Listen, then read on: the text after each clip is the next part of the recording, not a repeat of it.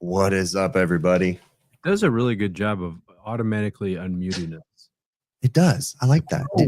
Yeah. Did you see? So for everybody that's watching this right now, Adam and I both have our own StreamYard subscription, right? I don't know why Adam has one when I have one too. I had it before you. You freaking did, but why do you still have it? I could easily add this to mine, and then you wouldn't have to pay the whatever you pay for. Let's definitely do that because it is expensive. The only downside is you won't have all those other accounts, all your other secret YouTube channels that you have and stuff that you have on there linked with it. They won't be linked with it anymore because I don't have enough room because you only have so much space. It's not secret accounts. It's like I go live on HVAC School and Grapevine and all those. For whatever reason, you have access to Ted Cook's channel too. We could go live on people. We could tell them right now. We could go live on Ted. We could literally multicast this to Ted Cook's channel at this moment. You could literally hit live, and then Ted would. Oh, he would be so angry because I would say bad words. But anyways, it is available. Definitely could add Ted's channel right now.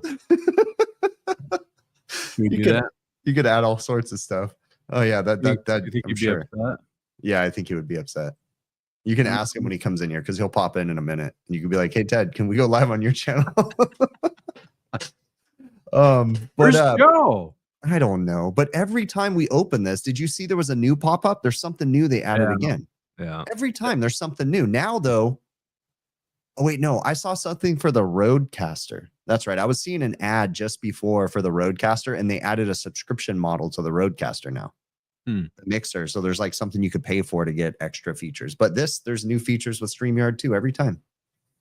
Ted is not live, but we were going to go live on Ted's channel. Yeah, that's what we were joking because I was saying Adam has overtime because Adam pays for the overtime StreamYard subscription, but he also has Ted Cook's channel on there and a couple other channels that he has access to where he could go live on their channels. We lost a couple of them. We had more at one time. Yeah, you lost the HVAC School because I don't see that one on there anymore. You got fired, fool. You got denied. I did. You got like friend, whatever they call that. You got blacklisted. Yep. So I took up a new hobby, and you're gonna call me gay for this, but I took up a new hobby because I'm trying to find new ways for stress relief. And my new way for stress relief is coloring. I got coloring books for adults, and I started coloring with colored pencils and stuff. And then it's super stupid. It's very relieving. It's my kind of coloring book though. Like, watch, look at this one. This one right here says, "The more you weigh, the harder you are to kidnap. Stay safe and eat cake." That's a cool coloring book right there. It's shit like that. It's all perfect, dude. How much was that? $5.99. And then my colored pencils cost altogether with the book and the colored pencils cost me $20. So that's my new hobby. I should get into the coloring book making business. You should. These are just AI made anyways. We could make total like fucking HVAC coloring books. I probably shouldn't have said that. Scrub that, delete that. Let's make HVAC coloring books. Wait, Chris came out. Oh, Lord. Whoa, I got called out by Randy. Randy Ravioli in the house, everybody. Look at that. Randy, no, yeah. Oh, no, I hit the wrong button again. Yeah, you did. I got to get rid of that stupid button. It's right next to the bell. Probably not a good thing. Wait, I think we might have someone in here. Oh. Do the thing where it gives laser shows, dude. Make them do whatever symbol you do to get the laser shows. Oh shit, we're live. We are. Well, no shit. It's 6:10, bro. Hi. These aren't labeled, so I don't even know what half of these are. Oh, that's an appropriate one for Joe to come into, huh? Let's give it one more round.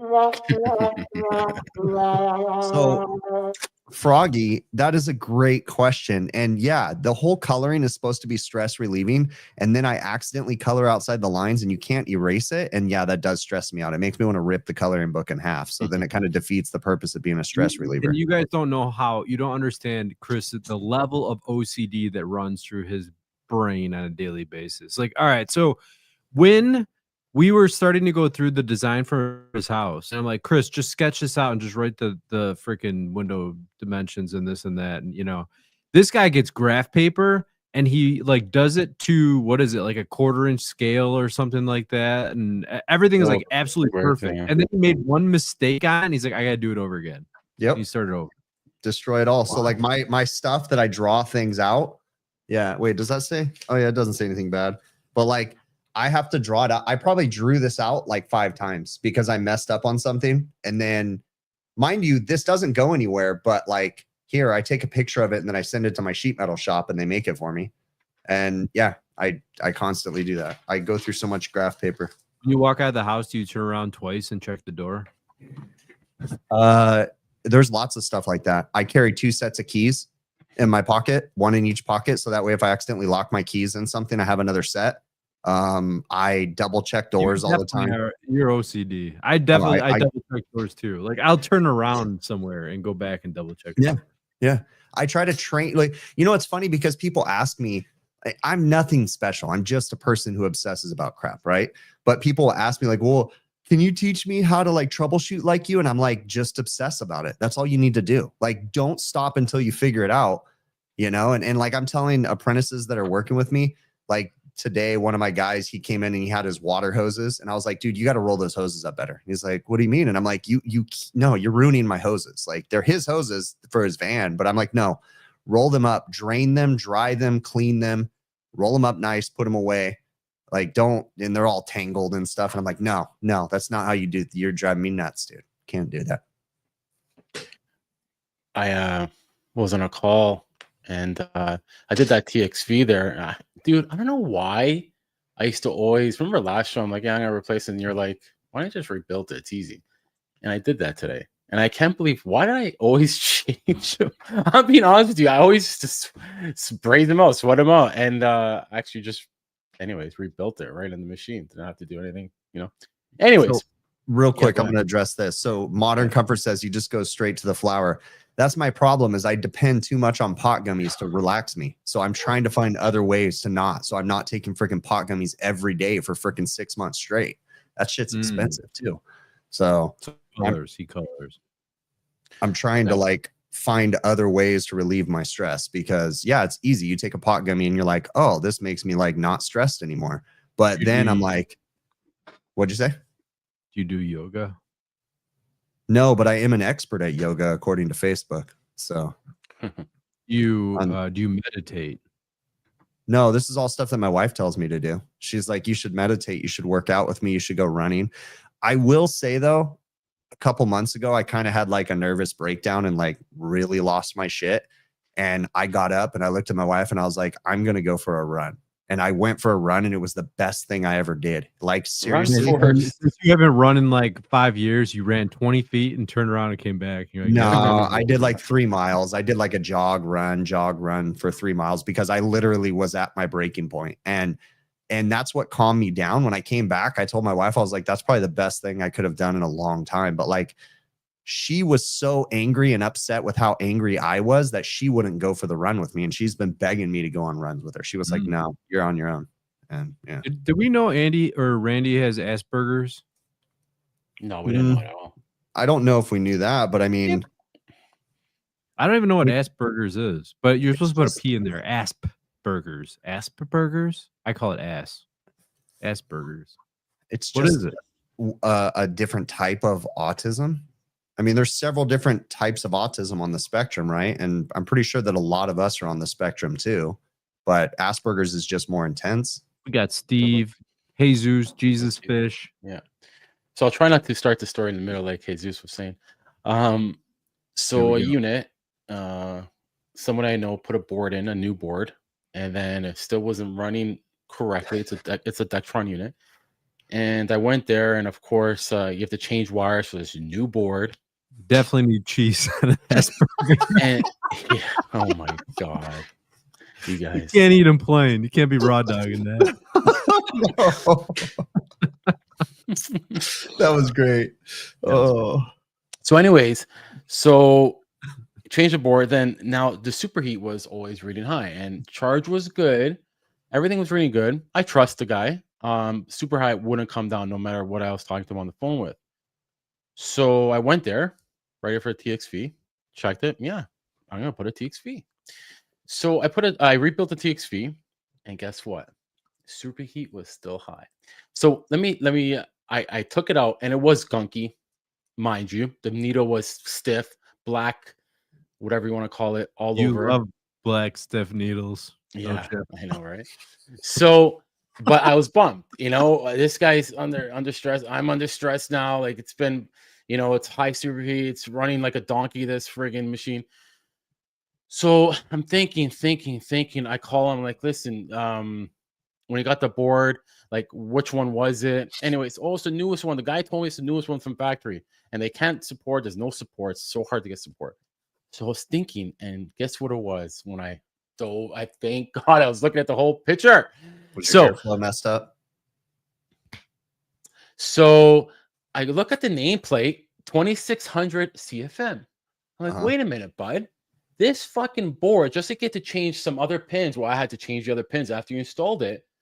This board is used on another bigger machine, which has 3600 CFM. So let's see. 1,000 divided by 3,600 times 100, 20%. Went to the fucking ECM in the settings, reduced to 20%. Down, more than enough. Now my refrigerant showing I need refrigerant, of course, because that's why I thought it was full. Slate glass was good. Receiver, beautiful. I'm like, what is going on here? Well, of course, now that I'm getting more heat exchange, now it's not holding back liquid. Now I need refrigerant. Added a little bit more, but my superheat's beautiful. And yeah, so the airflow. So that same and a video, by the way. So there's gonna be a video coming on all these. Why? Did somebody change the board? Did somebody change the board? They changed the board, and this board, I guess they use it for a bigger machine that requires more CFM. So when you get this board, nobody tells you these things. Just like thank God I knew about these other pins that had to change for readings. But that was the last thing. I had no idea. It was set. There's no preset. So it was running at 3,600 CFM. So no matter what I did, that fucking superheat was high in 30s, 40s, sometimes hitting the alarm. The room has no fresh air coming in. It's just recycling. So even worse, it's just recycling the air. So stacking back, not getting any heat exchange. And yeah, my superheat was fucking skyrocket. Lowered it down 20%. I actually put a little bit less. I put like 85%, 83%. It's running like a champ. New TXV's in there, but it's running like a champ. And you loaded the parts cannon in that thing, huh? Well, not really. The board had to be changed. It was all fucked up. It needed a new board. These things are finicky, whatever. But then after that, the superheat just wouldn't go down. So I'm glad I figured that out, though. And I have a little video on this too. So be good. So I want to know, you guys are talking about replacing the guts on TXVs. I wonder, can you do that on a residential TXV? No. It depends on who the manufacturer of the TXV is and if it actually comes apart. Most of the time, the Sporlan valves that we're working on. This one comes apart, thank God. So that's why. What the hell happened? You're frozen, bro. Your camera stopped or something, Joe. Look at him. He looks like a mime. Someone should we should like screenshot his thing, and then when he's not here, we should just put that on the screen. Screenshot his freaking thing. Screenshot what? I missed that. I was out for a minute. On the Sporlan, on certain models of the Sporlan TXVs, you can pull them apart and rebuild them, but you have to make sure you have the same. On certain models of the Danfoss, you can pull them apart. So how do you know if it's the right model or not? That's you can look at it. You can look at a Sporlan TXV. Some of them you can't even take it apart. It doesn't have the cartridge. Doesn't have the nut. You can't even take it apart. It's funny. Modern Comfort says cardboard cutout of Joe. That's really funny because I really tried, but Joe wouldn't give us a picture of himself for the symposium when we were doing the podcast there. I asked Joe for a picture, and I was gonna get a big cardboard cutout made, and we were gonna carry him around the symposium, but he wouldn't send a picture. So this style of Sporlan TXV right here is totally rebuildable. You can pull this thing apart. Now I have this one cut apart, but you can pull it apart and all the guts come out because this isn't a welded shut valve. But I will say that Sporlan does make some stainless steel valves. And those ones, I don't think on the smaller ones, they're like peanut valves. I don't think you can pull those apart. So this is just like the brass style body. You can pull this apart. You can rebuild them. I'm so happy when I seen that super heat come. I'm like, how does this make? Please let it be like you should have seen the off patch. I'm like, oh my god, I couldn't believe when I. Anyways, I was like 3600 CFM. It's calling for 2600. Oh my god, no wonder it's fucking skyrocketing. So William Payne says, "Do you guys feel absolutely incredible and excited after successfully fixing a tough troubleshooting job?" I mean, there's for me, there's a feeling of relief when something works, but then instantly I think of how I could have done it better. Sure. Yeah. So sure. I'm constantly my own worst critic. It's funny because I say this, like, honestly, people say stuff in my comments and like nobody can be more harsh than I am on myself. So, right.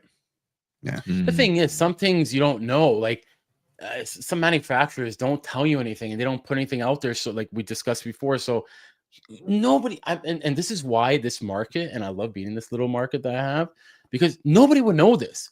I only knew because I know that board I put on a bigger machine and it calls for more CFM. So I was like, wait a minute, what the fuck? How am I using the same board on this machine when it's only calling for 2600? So like there's certain things you gotta like just like step back and like, what the fuck? Wait a minute here. Why isn't, no matter what I do, the superheat isn't going down? My charge looks correct. My sight glass is right. Of course, when I start, the superheat starts coming down, saturating temp goes down, I start seeing the bubble start floating. I'm low refrigerant now. Essentially, your TXV with the bad airflow wasn't big enough because you couldn't control your superheat. The port on it was messed up. And by changing the airflow, you then brought that TXV into line so that way it could properly throttle, right? Yep. And I was able to put more in, of course. You know, there's some people out there that think a TXV is simply based just off the refrigerant, and that's not the case because they all have a port. And you know, I've had some conversations with people too where they think that a 1/4 ton TXV, let's just say a 1 ton TXV for R22 is the same as a 1 ton TXV for 404. And that's not the case. You can't just simply swap a power head all the time to make a TXV work because the nozzle size, the port size inside the TXV is going to change for the different, you know, densities of refrigerant essentially. Yeah. So what's this guy talking about? He wants some tech support, but he's not really giving any, he's not talking about the problem. He just Who understands Sporlan TXV? Help find answer. New Evap and TXV, Q-type, flare, blue orifice, 404, 507, condenser 3/4, 5,700 BTUs, head 200. I don't, there's too much information there. He's talking about a buildable. This is a Q-type Sporlan. Superheat. Oh, no, this isn't a Q-type. Never mind. That's not a Q-type, but that's a buildable valve, blue orifice, 404, medium to me. Yeah, I don't know, dude. I'd have to look at a book. We gotta get Brett. You know what, Al? Oh, there's Brett. He's right there. Right? It's hard to, you know, there's not, you know, there's no Al was saying if it was noisy with all that for. Sometimes I don't put it at 100 because you have a choice, right? Like sometimes I don't put 100 because if people think it's too noisy, or if you want more airflow, you could always say to the customer, okay, I could put more airflow or could put less. So but this one was at 100%, and it was all in the settings: unoccupied, occupied, changeover, all 100. So it was a little, but it's hard to tell with these because they're high static, they're just ripping. So it's hard to say if there's extra noise. Can't really tell with all other stuff going on. But I know for sure 80% is more than enough. So that's good. So I don't know. I just got distracted right now. So anyways. Do you want me to tell you the story from last week that I got interrupted on and no one ever heard about it? Sure. Should I find the freaking, did I post the thing in the you did an HVAC overtime when I was trying to, I asked you about 5 times last show. In the chat? No, in the show. I posted in the show. No, you didn't. I posted in the chat. Did I send it to you guys in the chat? No, I don't think so. I'm confused on what you're even saying, Joe. So where did he post this? HVAC overtime group. No, not that one. There's a different one that's even cooler than that. Hold on. Oh, nice. I like story time. Find this. Yeah. So Sure, talk sure. amongst While yourselves. you're finding that, so I was talking in the chat before the show. I'm struggling right now. I mean, not struggling, whatever. I'm not letting it get to me, but I'm dealing with someone on TikTok stealing my content. So that's been yeah. fun. I That's freaking hate. I crazy. genuinely hate TikTok. It is the That's why I'm not on stupidest it. app. Well, no, Yeah. even if I wasn't on it, I wouldn't. People Yeah. would still be posting my stuff. You know, Yeah. like this guy's literally, but he's not stealing my TikTok content. He's stealing my YouTube content and reposting it using AI to clip it and reposting it on a TikTok Wow. account Mhm. that's almost identical to mine, minus a couple little things, you know, and he even took Identical. my face and stuff. Yeah. And it's like, good. When you sent God, that to me, I was like, wow. I knew right away. I'm like, what report a it. prick. And I reported I it to know. TikTok and they're like, oh, he's not violating terms. I'm like, get the fuck out of here. What? Yeah. Your face is on his profile picture is his Doesn't profile care, dude. picture and everything. I did like a deep dive on the internet looking this up, and this happens to tons of creators, and TikTok could care less. So, Wow. yeah. I don't think I showed you guys a picture. Anyways, we don't need pictures. I like pictures. Words are worth 1,000 pictures. Sure. You say so, but go ahead. All right. So sit back, close your eyes, and embrace the story I'm about to tell you because it's a good one. All right. Should I take a gummy now or later? I don't care. Whatever you want to do. So somebody I know, a friend of mine called me. He replaced I don't know if it was a furnace and air or just air or whatever, but let's just make it up. They replaced the furnace and air in this house, right? And it was about a month ago. And mind you, I'm sure it's been the same around the country as it is around in the Midwest, but it's been freaking exceptionally hot and exceptionally humid everywhere. Actually, it's been exceptionally mild here in Southern California. Shut up. Dead serious. Same thing with Arizona and Nevada. We've had 100-degree, but we haven't had 120. We haven't had 115. It's just been You're ruining my story. Summer. Yeah. But go ahead. Yeah. I know on the East Coast, though, you guys are getting inundated with it. Am I going bald? Oh, we're all going bald, bro. And I'm all gray, too, like with my hair. Anyway, all right. So he replaced this furnace and air, right? About a month or so ago. And it's been running. And mind you, this lady that lives there, she's old. She's old. And she's got like dementia. She doesn't know what the heck is going on. She doesn't know up or down, right? She doesn't know anything. She can't figure it out. But anyway, it lives by herself with dementia, believe it or not. Weird. I don't see how people could do that. But all of a sudden, he got a call the other day, a service call saying the AC, something's wrong with it. And they go out to the house, and the ceiling in different rooms are wet. There's water on them, and there's freaking mold all over in this house now. Jeez. And the dude that, you know, I know this dude goes out there and he checks the AC and he's like, dude, this thing's freaking running. It's good. Everything's running well. He checked the charge, checked everything. It's running great. It's not, you know, nothing. Reduce the size of the equipment, which would promote longer run times and more dehumidification, right? And they're like, we've never had this issue before. So that was it. They left the house, and then a couple days go by. I got a call back, and he's like, dude, I think I'm about to get sued. The lady's daughter called the insurance company out to make a claim about this, and the insurance agent came out and said, this is actually the HVAC company's fault because they installed a 2.5-ton condenser with a 3-ton evaporator coil, and that's why it's not dehumidified. Yeah. So with no facts, they just simply said because there's a mismatch, that's why it's bad. Yeah, exactly. Wow. Yeah. So they're like, you're gonna have to go after the heat and air conditioning company. So they called them back and they said the insurance company has recommended we sue you or whatever, something along those lines.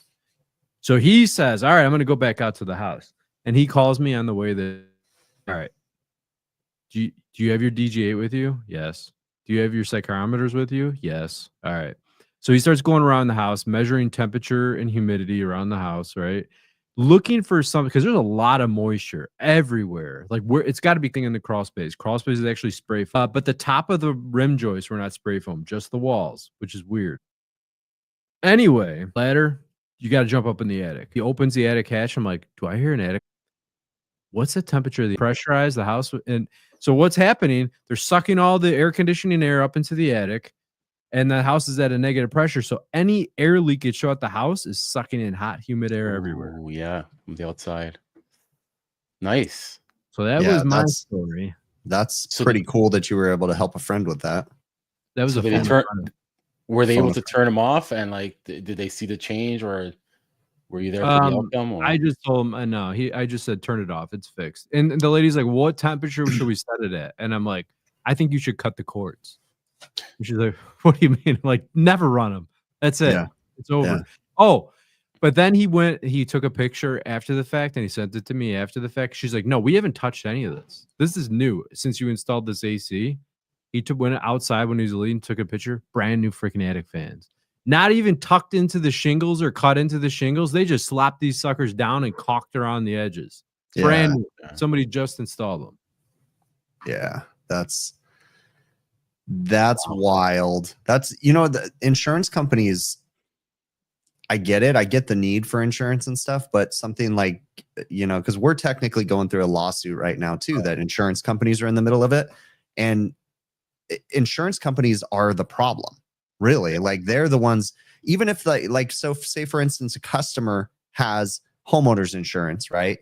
And you're a contractor and something happens and the customer goes to their insurance company and they're like, this happened. And the insurance company goes after the contractor, and then the customer's nothing to do with it. It's all just the insurance companies battling each other, So they said the stream lagged. It's the they have these monster freaking attic fans. You know those mushroom fans? They had the thermostat set to 70 in the attic. It's So never they were shutting off. Never Yeah. shutting off. Yeah. So huge pressure differential, not enough ventilation. They didn't have vents and this and that. So like the attic was at a huge negative pressure. And then the house was connected to the attic. There was connection points to the house, sucking all the air conditioning up into the house, depressurizing the house, which then leaked in hot, humid air from outside. So that ceiling was probably all wet. Oh, absolutely. The whole thing was freaking wet. Oh, hitting dew That's point. Wow. wild, dude. Absolutely wild. Keep installing attic fans, people. Ding. Yeah, a lot of people won't understand that your attic, most of the times I know over here, they're not part of your envelope. And a lot of homeowners don't realize that. You know what I mean? So An attic is supposed to be hot in the summertime. Right. Right. It's not part of your house. It should be hot, right? Yeah. Exactly. So and there's actually a really cool video. If you guys anyone living south that has ductwork inside of attics and that, if you haven't watched Rick Sims on YouTube, he did a presentation for the symposium a couple of years ago called Condensation. It's a freaking good one. You got to watch it. Oh, really? Yeah. And he talks a lot about like we need to raise the temperature of the the surface temperature of the insulation on the ducts. They need to raise the temperature of the attic. The whole point is getting away from dew point. Try to get as far away from dew point as possible. Yeah. So did he say like, I guess spray foam is the best, poly Rick spray? Sims? Yeah. No, he wasn't even talking about spray. He's talking about all different stuff. He's like, number one, you need a gap. With it. He put MC Hammer on the screen. So you have insulated ducts in that. If you lay it on a 2x4, that can cause it to sweat in between the 2x4 because that 2x4 has R value. You're adding R value, you're cooling it down at that point. So he's like, keep it separate, like keep it, can't touch this, like my MC Hammer, right? Wow. Cool. William Payne, wherever he's at, are you in New Zealand or something? I can't remember where you're at, but insurance freaking out over natural disasters. There's a big earthquake. There was so many claims at once and nearly bankrupted the insurance industry. That same thing's going on right here. Like, the Palisades and Eaton Canyon in burnt down. There was big fires, all this stuff. And like the insurance companies are all losing their minds and they want to raise the rates for everybody else. And it's just a dumpster fire, dude. They're raising our rates, our homeowner rates this month, 30%. And that's not that'll just be this time, and then they'll raise them again. The state is limiting them on raising the rates, and it's like a whole dumpster fire of crap. But Pro thermal refrigeration. One of my customer had sprayed attic, 3,000 square feet home, 5-ton furnace, 5-ton furnace, 3,000 coil, 2-ton AC condenser, and zoning. All moldy issues. Ended up loose damper motor. Ended up being loose damper motor. What kind of a damper motor? Like a zone Yeah. damper motor or what? Like what? How did that? you know? 5-ton, like for 3, I know whatever, but 5-ton is big fucking unit for a 3,000 square foot home. Well, no, and You he's said saying a 2 tons of that 5-ton unit. furnace. It basically had Oh. 100,000 BTU furnace with Got a it. 5-ton Oh, 2-ton. blower and Sorry, I then a didn't see that. 2-ton Yeah, I didn't see that. condenser is what he's saying. So yeah. Got it. Yep. Yep. Yeah. There's another thing, part of the video, the same day is I had reached out to in the group. I don't know if you've seen that. I was like, guys, there's a unit. It was pretty cool. I'm gonna take a little. I took a video of some, but I'm gonna finish. But you have to go through a cabinet of the TV, and in behind there's a unit, an air handler, first coil, whatever you call them, hot water coil. Anyways, this thing has never been dry in there. He says the maintenance guy says it's never been dry. The unit is slammed on the floor with a tray. They put both ports from the evap straight to a drain. Okay, no trap, and it's on the negative side. So we're just pulling on all this water since they probably installed this thing. So I was thinking, okay, I had to do some other shit at the house. I'm like thinking in my head, how am I going to combat this? I'm going to have to raise the system or something. Like, I'm going to have to raise this, jack this thing up on blocks. So what else am I going to do? But I'm like, is there such thing, without a trap, anything? And then Adam mentioned, I didn't even know about these things. He mentioned that. I don't know if it's waterless gonna trap. work. I've seen them. I don't know if it's gonna work. I'm gonna order it. We don't even have him here. We had him here at Grange or whatever you want to call that friggin' thing, with 1/2-inch in and outs. WW Granger. Yeah, That's what the it's only called. 3 I never shot You there. probably could have ordered it from Granger. They'll bring it in. No. Yeah, they will. 3/4. I don't know if they would. Dude, I need it quickly. So I ordered it from Jackson. Whatever, you guys have that Jackson company. Jackson They're- Systems. Yeah. And so the unit, the Not a part was sponsor of the show. $33. Sorry? Not a sponsor. No. The unit was the part was $33, and it comes to shipping. They all were about the same expedite. I'm like, at least I'm getting a quick $217 to Canada. So Joe paid how much total? What was the grand It was total? like 3 and change. I showed you the receipt. $300. This guy paid For- for a trap. Joe, I would have freaking bought one and drove it to your house for $300. Well, I was thinking of letting you get it. You know what? I know they're gonna pay, so I'm just adding it to the rest of the stuff. I need this thing, and if I could just solve it by putting that in this waterless trap, if hopefully the static is enough, it holds it in, and then I don't know if it's gonna do it, but I don't know. Yeah.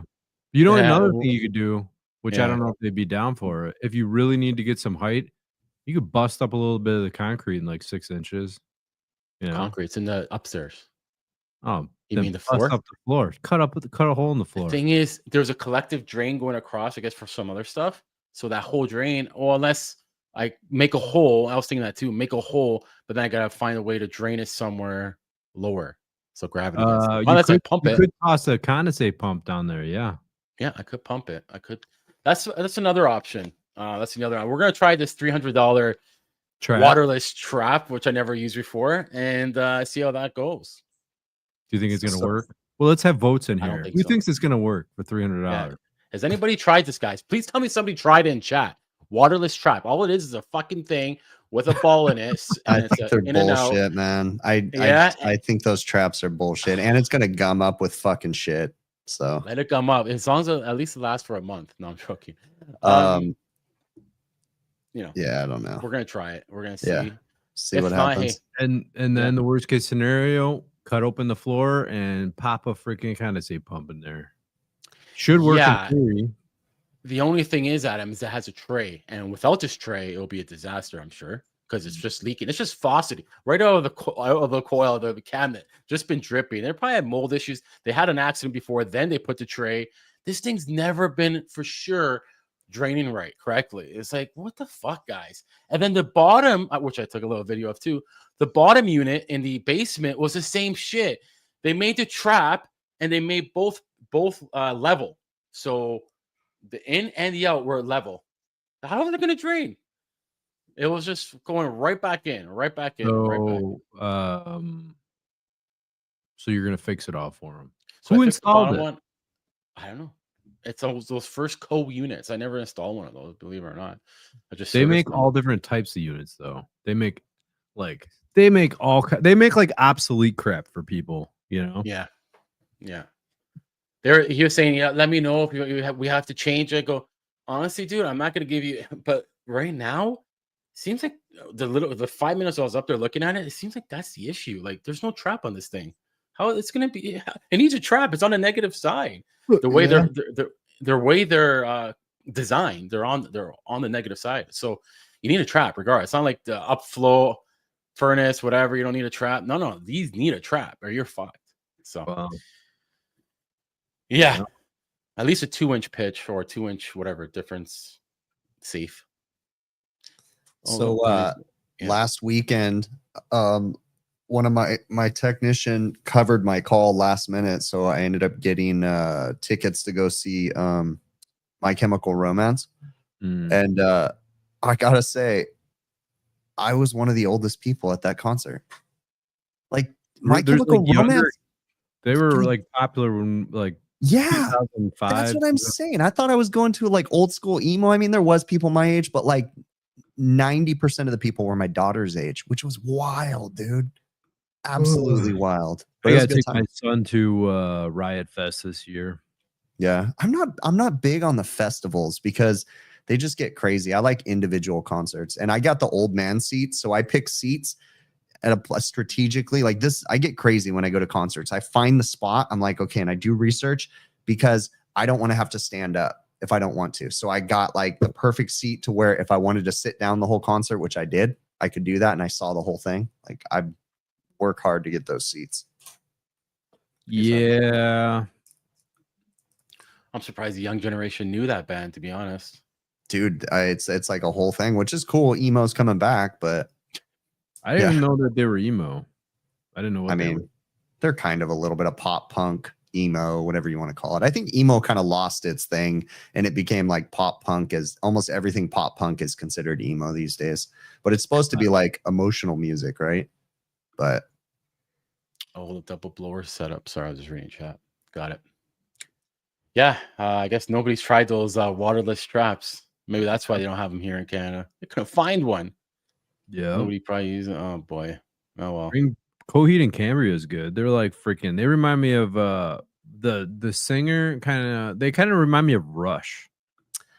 I'm going to see another emo band in September. Yeah, in September I'm going to see Dashboard Confessional.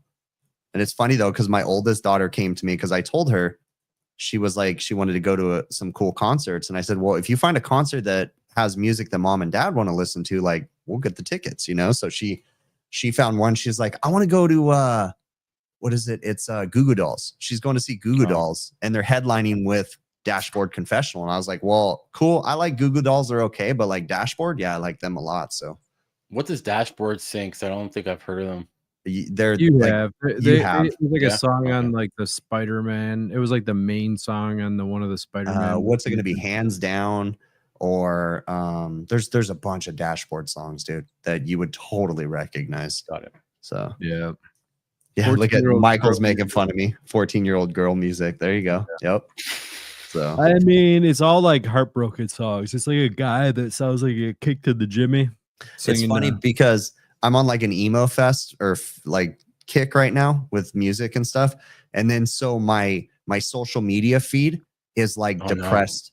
It's literally on my social media feed. It was like I came home and she was ready for me, and a guy walks into his bathroom and there's a toaster sitting in the bathtub, and it's like, oh, this is the emo freaking feed right now, dude. That's the famous one for the emo, the toaster in the bathtub. And then Chris is he's coloring at night. Yep. He's watching this stuff, he's listening to this stuff, and then he's coloring. I'm coloring. I'm trying to not dwell on stress. So yeah. So yeah, what else is going on? We got we wrapped up the did I tell you guys about it? Did I bring this up ever? What the class I've been working on forever? I don't know, maybe heat pump class. Yeah, did I bring it up? A little bit, not here though. So it's like pretty much done. Like I think it's gonna be done next week. It's like done. Like And we're getting what's ready to print the possible? manuals. It's basically like, all right, so if you're gonna want to change a heat pump, if you want to start installing heat pumps, what is gonna screw you over? You know what I mean? Like, what are all the things you should look out for? There's so many things that people don't think about. So Yeah. they need Yeah. this. So like it's kind of cool because we created a flow chart and a process on like how to identify different things. And like there's points where it's like, okay, you should probably not do this job. If if you have these criteria or whatever. well, yeah, or if the people don't want to move past this certain point, and if they, like because there's gonna be there's jobs that just bite you in the freaking butt.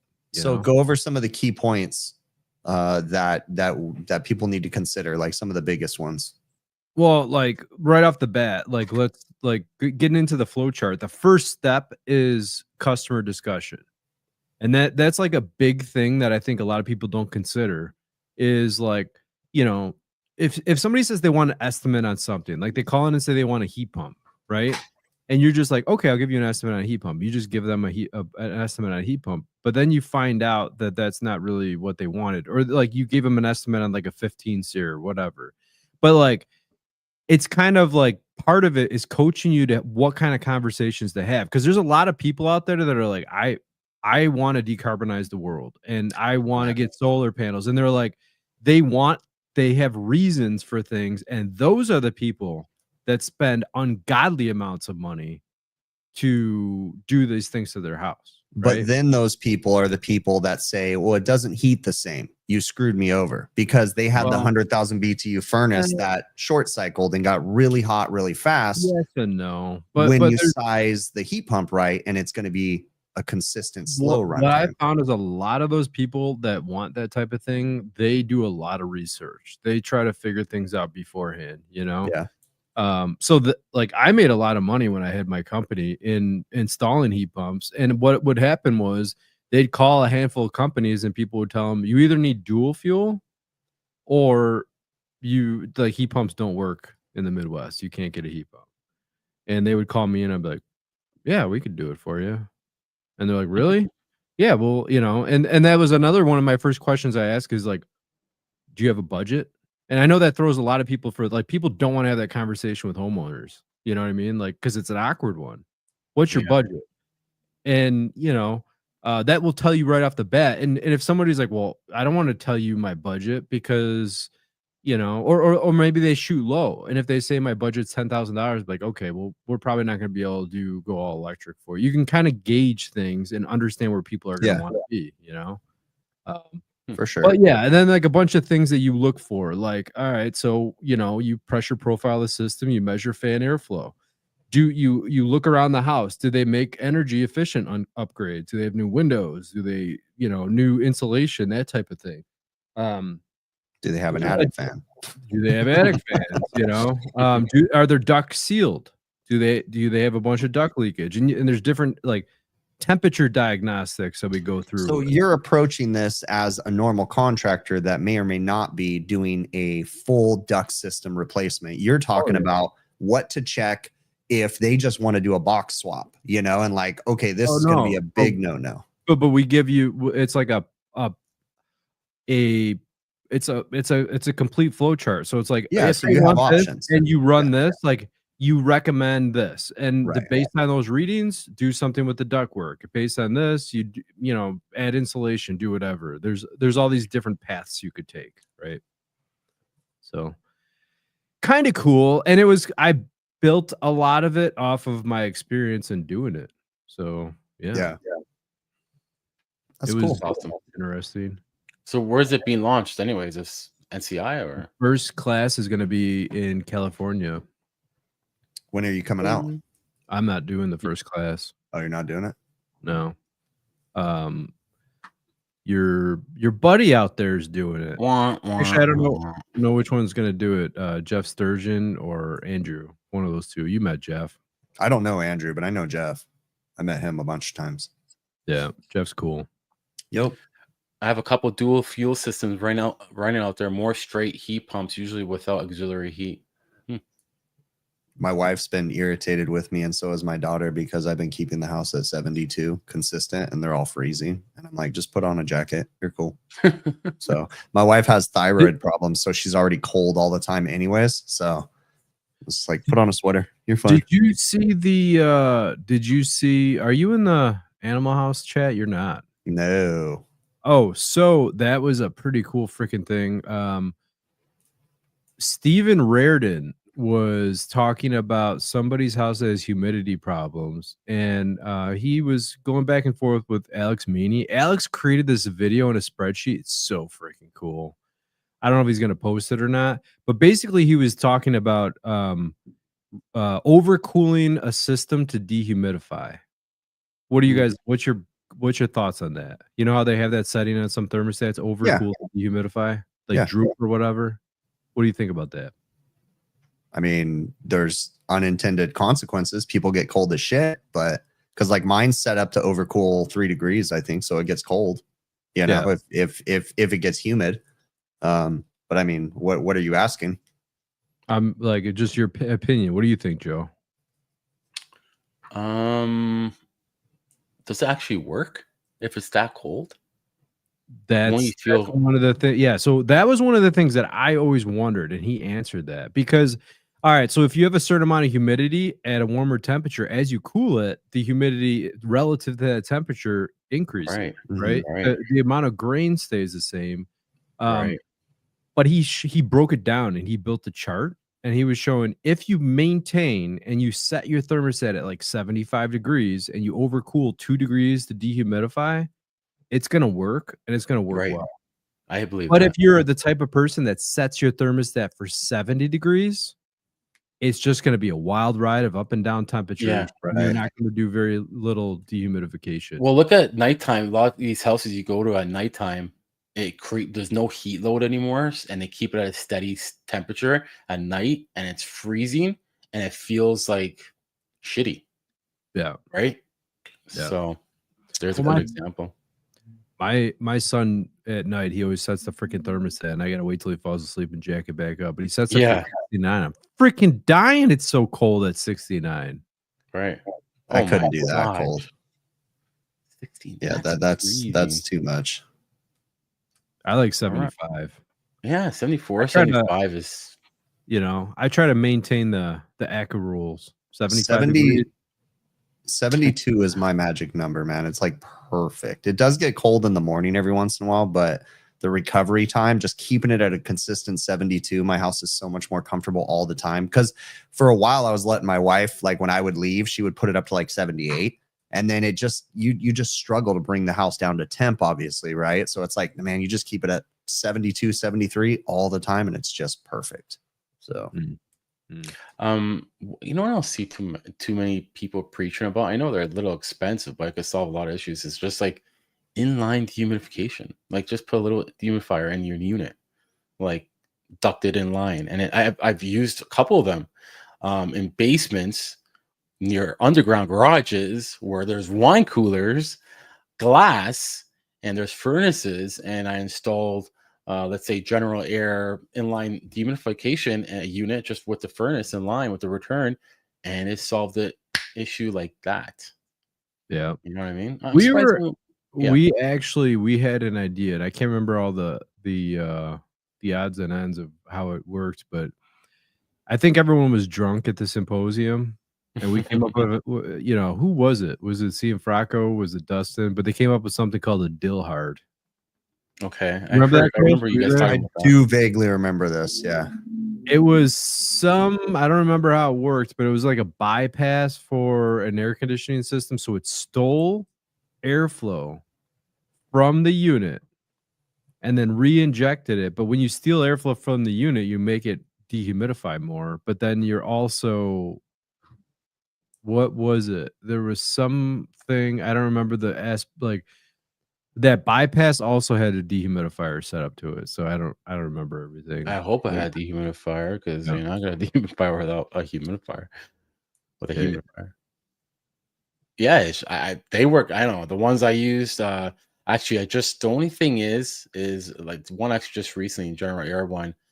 I don't know what happened, but the frame of the blower inside cracked. I was wondering why the blower plastic fins cracked, but then when I took it out, I realized the frame was cracked, so it was off balance. Anyways, I had to change it, so I had to order it straight from General Air. It was like another fucking craziness for shipping and expedite. Oh, nobody else is ordering it, so yours is gonna be special order. So I had to, I was the only one in queue, so I had to wait like at least 2-3 weeks for this thing, and it wasn't feasible to change this whole unit because the units are still expensive. This is like a $3,000 dehumidifier, even a small one, or three, if not more. So I ordered the part, I got it now, and I'm gonna be changing it. But it's a pretty good unit. General Air. So are you getting hammered with the tariffs or what? They said didn't they say we're raising Canada tariffs? I stopped paying attention to any of that news because I'm just over it all. So it's just constant left and right. You don't know what's true, what's not true. What do you guys think about that? The Epstein files. What's your opinion on that? Let's dive into that for a minute here. All right. So here's my opinion: is that every politician is a crooked asshole, and they're all don't give a fuck about any of us, and they're probably all in the Epstein files, every fucking one of them. And what's it gonna do? Like, I honestly at this point. So when they release the Epstein files, because I do believe that there is something, they're going to find so many politicians are on it that what are you going to do? Fire them all? No. Why do you think he suddenly died? That's the question. I don't know about that. Right? You don't think he got murdered? I think he got murdered. I don't know. It's so weird, dude. They freaking cut out a piece of the video and everything else like that. Yeah. I have a lot of people's names on a file that is, you can go to jail or whatever else. You think they're going to let it come out? No. You're freaking getting offed. Yeah. This whole like facade that we have going on that we live in a free country is bullshit. So it's all fucking. So have you even heard about that Epstein thing, Joe? Do you know Epstein? Oh yeah, absolutely. And you just saying about that, if it was done on purpose, or turning a blind eye in jail, because he's isolated for sure in jail and population. So how did he get like linked with a guy, a murder, or was he paid a commissary? This guy, like, I want to know how the arrangement. I would love to know if there was an arrangement, and if there was, and if it was ever proven that it was done on purpose, dude, this world is fucked, and the government is just fucked. I mean, I don't think that's a question. I'd be surprised if he didn't get murdered.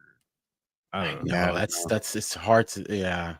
I haven't even thought about it enough, dude. I purposely avoid all that shit, and I'm just like, he did have everything, dude. And when you're in a place like that, isolated, maybe you do turn that you want to just, hang yourself or whatever. He died. I don't know. I don't even know what happened, but it is tough. But I don't know. Imagine having everything, dude. He had everything in his palms. You know what I mean? And then just crash down. You're in a fucking room by yourself. Yeah, nothing. Same shit happened to Diddy, right? Right. So, right. But actually, Diddy got caught. He got off, right? I have no fucking idea. I have no idea. I stopped with that. I think he got a slap on the wrist. There was a thing I was listening to, was a CIA guy or whatever on Rogan about Epstein and that. And they were talking about there's all they were saying could be Bill Clinton on the freaking list, could be Trump on the list, could be everybody. Every one of them is on the list, dude. And on top of that, though, I mean, who's to say this list is real, right? So, okay, so all these names are on a list. What does that mean? I mean, Epstein shook how many people's hands? That doesn't necessarily mean they were all going to a sex parties. Exactly. So, or who's to say that someone's not controlling the list and putting people's names on it? So then we all get mad, and it's just honestly, what does it even matter anymore? It's just, I don't know. It would be nice to see a bunch of these people, if they are that crooked, to call them out and put them in jail and that, because they look, let's be honest, there's not the same type of law for the politicians as there is for us, right? No.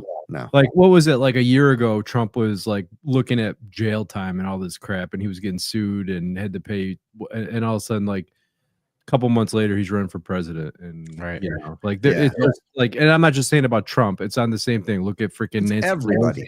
Nancy Pelosi makes $200,000 or whatever it is, and then she's worth 500 million or something. Well, because what a lot of people I know, I don't like Nancy Pelosi. I don't like anybody involved in California politics, period. But basically, I mean, her husband is a freaking, what is the cajillionaire? He's the person that's investing and doing everything. Well, and if you look at a lot of I've read a bunch of stories about like the insider trades and different things like that, where it's like, there's some kind of policy that's passing in the government and it affects a certain company. And a week before it passes, she suddenly freaking. But here's the thing, like, just like with Epstein, right? There's more people like Epstein. There's more people out there that do that shit. But Epstein's the one that they're attacking at the moment. Same thing with Pelosi. As much as I hate her, every fucking politician is doing insider trading. There's no fucking every one of them. She's just the one that's on the hot ticket because she's old, and we could push her to the side. She's good at it, exactly. Good at not being caught. According to Gando, I watched the Epstein Netflix thing, and it seemed like he was just like a shyster, like a typical shyster, like how he got how he got his credentials. Pure shyster, man. I gotta tell you. This is funny. The Frank Lloyd Wright House I've done a lot of work at. The dude who owns that Frank Lloyd Wright House looks just freaking like Epstein. They're freaking cousins. They look like twins, dude. They're freaking no way. Yeah. Did you? Oh, does the chat know about the? Oh, you posted it, but chat might not know where it was. Where you posted that? Where to make? Where was that? Who? The house. It was listed in that website. Well, no, that's not that. That's a different house. But yeah, no. Oh, did we talk about that? No, I don't think so. Share the link. I don't know. I don't have the link on by hand, but whatever. But that passive house that I was posting about on Facebook for the longest time that we did, we finished it up quite a while ago now. How it was like a year and a half or 2 years ago. Something like that. Anyways, it won Green Home Builder of the Year award or whatever it's called, and that was a couple months ago. And then they featured it on ABC on some freaking show that I never heard of before. But yeah, that was kind of cool. Did you post a link in the Overtime group? Yeah, I think so. Okay, maybe it was just on my regular profile. I don't know. Did I show you guys this? Al Anonymous wants to talk about HVAC. Yeah, he's like, I know who wants to talk about the end of the show. Yeah. Inside of Wiesman, never been maintenance since it was installed. It was still running. I got to give it credit. So is that what you got to do? I think that's a sweet potato. Without knowing that picture, it just looks like an orange sweet potato, dude. Okay, it's refractory. You've seen a refractory at the back, and you're seeing you got to pull that out, right? With sediment. You got to pull that refractory out. I did. Yeah, and then what? There's like these little skinny plate tube things that you clean. Plate tubes. Not plate. No. There's little holes that are like elongated that you use like this thin like. To go inside the heat exchanger? Yeah. Oh, I didn't go that hard. I didn't go that deep, bro. I just cleaned it, vacuumed it out, banged on the pipes a little bit, so they thought. Yeah, scraped a little some metal and problem solved. So now it's all full again. No. That's over years and years. I changed electrodes. I changed both refractories. Dude, I go deep into those. Whenever I work on one of those boilers like that, I pull the whole freaking heat thing exchanger apart. I don't pull the whole heat exchanger apart, but I take the whole thing all apart. And on some of those Wild McLeans, you got to take off that whole top plate, like the evergreens. Yeah. Some of the evergreens, that whole top piece has every wire on the entire freaking thing has to come off. I know. And then you're in there cleaning it out. You got your little rod thing, Yeah. This style was not too bad, actually. I have to give it to Wiesman. They didn't do too bad on this one. So Modern Comfort says, am I the only one who hates ductless mini split drain pan sensors? So funny story is Lennox. So Lennox, I do a lot of work on Lennox units. And once you start working on them, you kind of figure out little things you can do and tricks and whatever. And one really cool feature that I really like about the Lennox units is in the Prodigy or in the Core, which is their newest controllers, you can modify the way that the controller sees the unit. Okay. So when I'm setting up a new Linux unit, I could go in and change the configuration ID. So that way it doesn't operate the way that you want it to. Like, for instance, I had a customer that they needed a unit. They buy them directly from Linux, and Linux sent a humiditrol, but they don't need a humiditrol at this place. So in the configuration ID, I just turned off humiditrol. Like, Yeah. boom, done. What is humiditrol? A reheat. It has humiditrols. They're hot gas reheat to try to dehumidify the building. Humidification essentially. units. Yeah. Linux, So yeah. same thing with drain pan sensors. Anytime they have drain pan sensors, you instantly go in and say it doesn't have a drain pan. Oh, actually sensor. has. So I it didn't just see that. ignores it, dude. Because Oh. those fucking sensors, because the customers don't do enough routine maintenance, plain and simple, they're Yeah. not going to. And the nuisance service calls you get because a damn drain pan sensor is caked up with shit, and you're trying to chase a ghost and it just shuts off when it's cooling. You're just like, just go in and turn the freaking drain pan sensors off, dude. I do that often. The only thing I keep on now is maintenance schedules. Now I used to turn them off too, but now I put them all on since I'm by myself. On reach on in 3 months. Ding. Any unit that has a maintenance alarm, maintenance 3 months or whatever I put it to. Ding. And so they get annoyed and they call me. Yeah. It's better for them. Cool. All right. Well, Yeah. I gotta get out of here. Let's wrap this up. I gotta go eat dinner. What are you gonna have for Dinner dinner? We're making fried eggplant and pasta and stuff. So You're an eggplant Nice. kind of guy.